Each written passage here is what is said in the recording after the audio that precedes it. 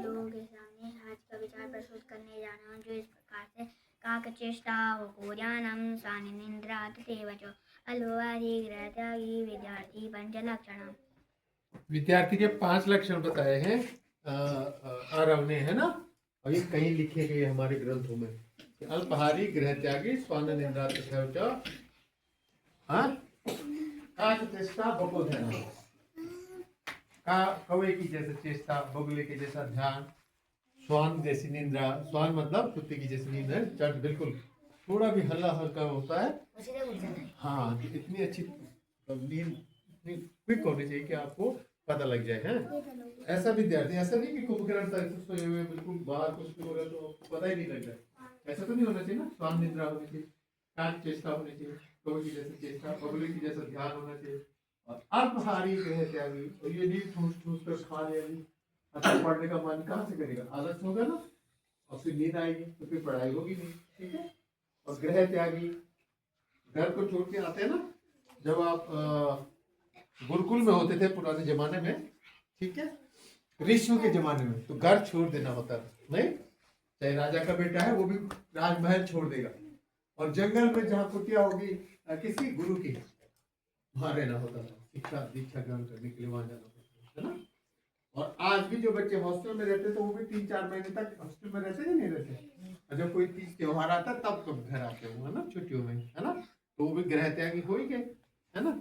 और अल्पहारी, गृह त्यागी, स्वर्ण निंद्रा, उपोध्यानम, काकचेष्टा, ये 5 लक्षण है विद्यार्थी के। और उनमें से आप में कितने लक्षण है तो आप ठीक कर देना, ठीक है। कौवे की जैसी नींद है, यस। स्वर्ण निंद्रा, उपोध्यानम, बगुले की जैसा ध्यान, मछली को किस ध्यान से पकड़ता है, बिल्कुल स्किल हो जाता है, वो स्टेचू बना होता है, जैसे मछली आती है छम से पकड़ लेते हैं, नहीं ऐसा ध्यान होना चाहिए। तो क्या आपका ऐसा ध्यान होता है जब गुरुजी आपको ब्लैक बोर्ड पे सवाल करा रहे होते हैं, आपका ध्यान बगुले जैसा होता है? आपने ये देखो, बगुला उस समय कुछ नहीं सोच रहा होता है, सिर्फ उसको मछली पे ध्यान रहता है। कभी जैसे मछली ऊपर उछली फट से पकड़ ले, जैसे मछली ऊपर तल पे आए ना, नीचे तो डुबकी लगा नहीं पाएगा, वो जैसे तल पे आएगी ना, उसको पता ही नहीं लगता कि यहाँ बगुला बैठा हुआ उसकी ताक में। आपने उस तरह का ध्यान अगर ब्लैक बोर्ड की तरफ दिया, जब गुरुजी आपको सवाल करा रहे, कोई चीज समझा रहे हैं, तो समझ लो आपको समझ आ जाएगी अच्छी तरह, और परमानेंट हो जाएगी वो चीज। और अगर आपका ध्यान 10 जगह भटक रहा है, कह रहे यार शाम को जैसे छुट्टी होगी मैंने वहां घूमने जाना है, दोस्त के यहाँ जाना है, वहां करना है, गेम खेलना, वो क्रिकेट खेलना, वो वैसे करना वैसे करना, मम्मी के साथ जाना, वहां जाना, ये सारी बातें तुम्हारे दिमाग में चलती रहती। रेस्टलेस होने के बाद मैं ऐसा करूंगी, वैसा करूंगा, ऐसा करूंगी, ऐसा ऐसा कुछ ना कुछ चल रहा होता है। अगर ऐसा चल रहा है तो मतलब आपको समझ नहीं आएगा, कतई समझ नहीं आएगा। तो बगुले की जैसे ध्यान होगा, और चेष्टा ऐसी होनी चाहिए कौवे की। देखो लोमड़ी से भी उसने रोटी छीन ली थी, है ना। लोमड़ी ने छीनी थी या कौवे ने छीनी थी? लोमड़ी ने छीनी थी, लेकिन चेष्टा कौवे की जैसे, उसको मतलब वो देखता रहता है, जैसे आपने कोई चीज बाहर रखी ना, वो देखता रहता है, कैसे पकड़ के उड़ा के ले जाता है, रोटी का टुकड़ा है, कुछ भी खाने की चीज है, कुछ भी। तो चेष्टा उसकी ऐसे बहुत अच्छी, मतलब उत्तम क्वालिटी की चेष्टा कहेगी, जो उस चीज को प्राप्त करने के लिए बहुत फिट कर लेता है ना, फोकस रहता है एकदम। ऐसी चेष्टा आपके पास है तो आपको विद्या अच्छी तरह से समझ आ जाएगी, ठीक है। अल्पहारी, आज तो तुम लोग अल्पहारी हुए, ज्यादा तो खाते नहीं मुझे, ठीक है। तो स्वान निंद्रा होनी चाहिए, नींद आपकी ऐसी नहीं होनी चाहिए कुंभकर्ण वाली, है। हाँ, 7-8 घंटे तो आपको सोना ही है, 7 घंटे लगभग, ठीक है। गहरी नींद, डीप स्लीप, क्योंकि हेल्थ के लिए आपको अच्छी नींद लेना भी जरूरी है। अभी आपको 6-7 घंटे, मैं ये मानता हूँ 7 घंटे मान लो, ठीक है। जब आप ठीक ठाक थके हैं, पढ़ाई आपने अच्छी की है, खेल कूद अच्छा किया, तो आपको 7 घंटे नींद लेनी चाहिए। उसमें से 6 घंटे तो कम से कम लेनी चाहिए डीप स्लीप, ठीक है। वो आप बच्चों के लिए बहुत जरूरी है। जैसे जैसे उम्र बढ़ती है तो नींद थोड़ी कम कम हो जाती है। अब हमारा जैसे काम 2-3-4 घंटे में चल जाता है, 3-4 घंटे हमारे अगर डीप स्लीप हो जाए तो हो जाता है काम, है ना। हम मोदी जी तो 2 ही घंटे सोते, हाँ, और 18 घंटे काम करते हैं, देख लो। वो योगा प्राणायाम सब कुछ करते हैं हमारे प्रधानमंत्री जी, है ना। ऐसे बहुत सारे लोग हैं, ठीक है। ऋषि मुनि, उनका तो 1 घंटे में ही हो जाता है। हाँ, बड़े बड़े जो तपस्वी लोग हैं, वो ऐसे भी कर देंगे ना, वो हो गया नींद पूरी। तो ध्यान में हो, ध्यान में हो उनका सब कुछ। बड़ी क्वालिटी की चीज है, बहुत ऊपर की चीज है ना। फिर आप तुमको 6-7 घंटे अच्छी नींद, अच्छा खाना, ठीक है, कम खाना, मतलब ये नहीं पूरा है, ज्यादा ओवर ईटिंग नहीं होनी चाहिए, ठीक है। हाँ, balance, balance diet, no overeating. यदि यदाचरित श्रेष्ठः, ये जरा उच्चारण करो तो आप लोग बोलते हैं, आप इस श्लोक को बोलो तो।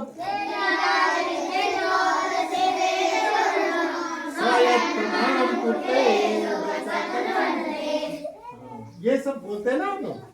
हाँ, तो जो समाज में श्रेष्ठ लोग होते हैं, जिस तरह का आचरण या जिस तरह का आदर्श को स्थापित कर लेते हैं, आम जन, बाकी लोग भी उसी तरह का आचरण करते हैं, उसी तरह से अनुसरण उनका करते हैं। जैसे श्रेष्ठ लोग मतलब बड़े लोग, जो विद्वान लोग, अच्छे लोग जो समाज में होते हैं, जिस तरह का आचरण करते हैं, उनका अनुसरण बाकी समाज के लोग भी करते हैं, ठीक है ना। ठीक है, जो आदर्श उन्होंने स्थापित कर दिए, तो उन्हीं आदर्शों को, उन्हीं को आदर्श मानते हुए बाकी लोग भी क्या करते हैं, अनुसरण करते हैं। मैं देखो समाज में कोई अच्छा व्यक्ति है ना, जिसने कुछ आदर्श स्थापित कर दिए, भाई ऐसा होना। हमारे होता है ना, गाँव में भी होता है इस तरीके के, जो हमारे जो पुरखे, हमारे पूर्वजों ने जो चीजें स्थापित कर दी कि पता है कि ऐसे ऐसे ये सिस्टम से होनी है ना, तो वो श्रेष्ठ लोग। तुम लोग बहुत ये यहाँ पे बोल क्यों रहे हो? सक्षम सीधे बैठो, सक्षम सीधे बैठो। उन लोगों ने क्या कर दिया, आदर्श स्थापित कर दिया। हाथ बांधो। तो बाकी हम लोग जो उसी का अनुसरण करते हैं ना, आने वाली पीढ़ी हमारी उसका आई कॉन्टेक्ट लो, क्या कह रहे हैं, सीधे बैठ। करते नहीं करते। तो जो श्रेष्ठ लोग होते हैं, जो समाज में प्रतिष्ठित लोग होते हैं, जो आदर्श स्थापित कर देते हैं, हम उन्हीं आदर्श को मूल मान करके अपने आगे का क्या करते हैं, आचार व्यवहार जो भी हमारा, वो हमारे समाज में चलता रहता है, ठीक है। हाँ, तो ये इस श्लोक का, आज के श्लोक का ये मतलब है, ठीक है। उसको प्रमाण मान के, जो उन्होंने आदर्श स्थापित किए, उसको प्रमाण मान करके हम आज भी काम अपने करते हैं, नहीं करते। समाज में ऐसा होता है ना, हमारे गाँव में होता है, देश में होता है, देश में होता है, सब जगह समाज में ऐसा होता है, ठीक है। महाभारत ग्रंथ का मूल नाम था जय संहिता, आपने कई बार पढ़ा होगा, है ना, जय संहिता। क्या नाम था बेटा, मूल नाम क्या है इसका, जय संहिता, ठीक है। और इसमें कितने पर्व हैं, 18 पर्व हैं और 8800 श्लोक हैं। तो कल भी महाभारत के बारे में एक जीके का प्रश्न आपके पास था और आज भी है। तो जय संहिता इसका मूल नाम है और 18 पर्व हैं और 8800 श्लोक हैं, ध्यान रखना, ठीक है। जीके अब इधर आ जाइए, डेली ब्लैक बोर्ड अपडेट की तरफ। 1907 1907 डे का अनुसार वेस्टे वेस्टे वेस्टे वेस्टे वेस्टे है ना, वेस्टे डी साइलेंट हो जाएगा इसमें, है ना। डेट कौन सी है, 3 दिसंबर 2025, last month of the year, ये साल का लास्ट महीना है, ठीक है। हाँ, इस साल पूरा हो जाएगा, इस महीने को आज का विचार देखिए, एक मददगार दोस्त और एक अच्छी किताब जैसा ही होता है। मददगार दोस्त एक अच्छी किताब जैसा ही होता है। अच्छी किताब भी आपको अच्छे रास्ते पे जाने के लिए प्रेरित करती है ना। उसमें ऐसी ऐसी बातें लिखी होती है कि आप अच्छे रास्ते पे चलने के लिए तैयार हो जाते हैं, खूब मेहनत करने के लिए तैयार हो जाते हैं, अच्छी पढ़ाई करने के लिए तैयार हो जाते हैं, अच्छी कर्म करने के लिए तैयार हो जाते हैं। ऐसे अच्छा दोस्त भी आपको प्रेरित करता है, आपको प्रेरित करता है अच्छा दोस्त कि अच्छी बातें करनी चाहिए, अच्छा व्यवहार करना चाहिए, खूब मेहनत करनी चाहिए, है ना। ये सब बताते हैं ना अच्छा दोस्त। और जो खराब होगा, जो दोस्त अच्छा नहीं होगा, तो वो आपको बुरी आदतें सिखाएगा, नहीं, फालतू घूमना, फालतू बातें करना, है ना, एब्यूजिंग लैंग्वेज सिखाएगा, है ना। हाँ, गलत लैंग्वेज, एब्यूजिंग लैंग्वेज मतलब गाली गलौज, जो गंदा मतलब बेकार दोस्त होगा, गंदा दोस्त होगा, मतलब बेकार दोस्त होगा, उसको छोड़ देना चाहिए। हाँ, और जो अच्छा दोस्त होगा वो हमेशा आपको तो मदद करेगा, दूसरी आपको अच्छी बातें भी सिखाएगा, है ना। अच्छा व्यवहार करना चाहिए, अच्छा पढ़ना चाहिए, अच्छा सबके साथ अच्छी ढंग से व्यवहार करना चाहिए, ठीक है।